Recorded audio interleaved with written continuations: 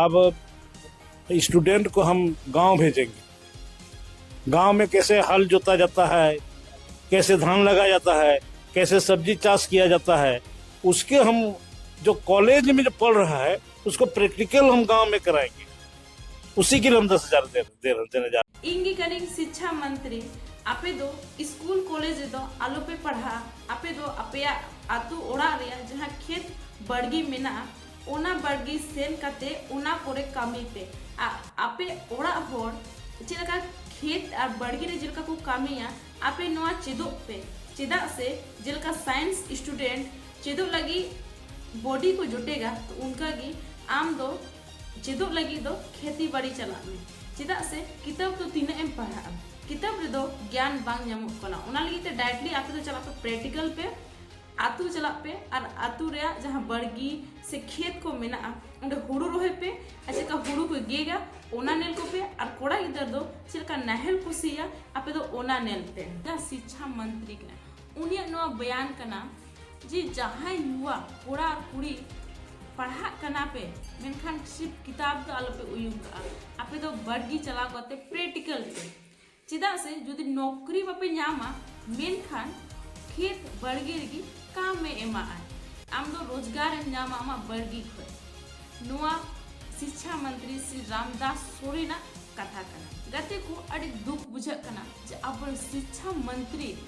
होते हुए मी शिक्षा मंत्री के नाय आ उनिया मोचा को निक कथा आजम कना जे आपे दो नौकरी बापे ᱧाम रहो आपे खेत बड़गी चला पे नो सीखो को पे चला से इन फ्यूचर रे नो आगे काम एमा हता पे हम शिक्षा मंत्री चिदा एम दुरु